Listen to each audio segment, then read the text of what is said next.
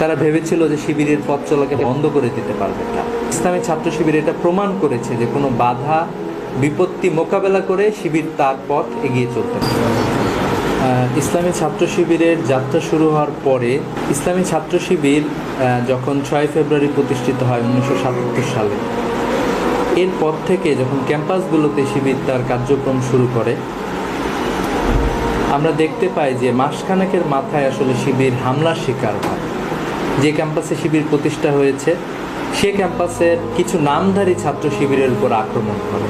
আমরা দেখতে পাই যে শিবির যখন ক্যাম্পাসগুলোতে তার দাওয়াতি কার্যক্রম শুরু করে এবং সাধারণ ছাত্ররা শিবিরকে গ্রহণ করা শুরু করে, কারণ সাধারণ ছাত্ররা যে পড়ালেখা করে এসেছিল সেখানটাতে তারা ধর্মনিরপেক্ষ শিক্ষা ব্যবস্থায় তারা শিখেছিল বিভিন্ন ধরনের বিষয়।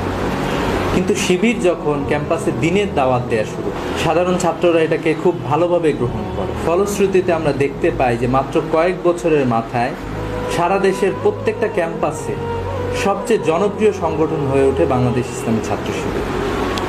ইসলামী ছাত্র শিবিরের এই জনপ্রিয়তায় ঈর্ষান্বিত হয়ে পড়ে অন্যান্য ছাত্র সংগঠনগুলো।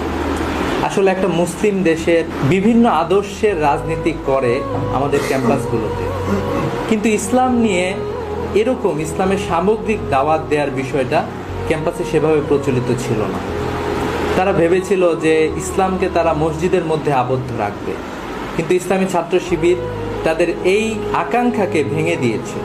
ইসলামী ছাত্র শিবির ছাত্রদেরকে বুঝাইতে সক্ষম হয়েছিল, ইসলাম আর দ্বীনের দাওয়াত দিতে সক্ষম হয়েছে। ফলশ্রুতিতে আমরা দেখতে পাই যে ইসলামী ছাত্র শিবির যখন তুমুল জনপ্রিয়তা ছিল এবং আমরা দেখতে পাই মাত্র কয়েক বছরের মাথায় 77 সালে প্রতিষ্ঠা, 81-82 এই সময়টাতে আমরা দেখতে পাই বাংলাদেশের অনেকগুলো বিশ্ববিদ্যালয়, অনেকগুলো কলেজে যে ছাত্র সংসদ নির্বাচন হচ্ছিল, সাধারণ ছাত্র এবং ছাত্রীরা শিবিরকে অ্যাকসেপ্ট করেছিল, শিবিরের বিভিন্ন প্যানেলে নির্বাচিত হওয়া শুরু করেছিল।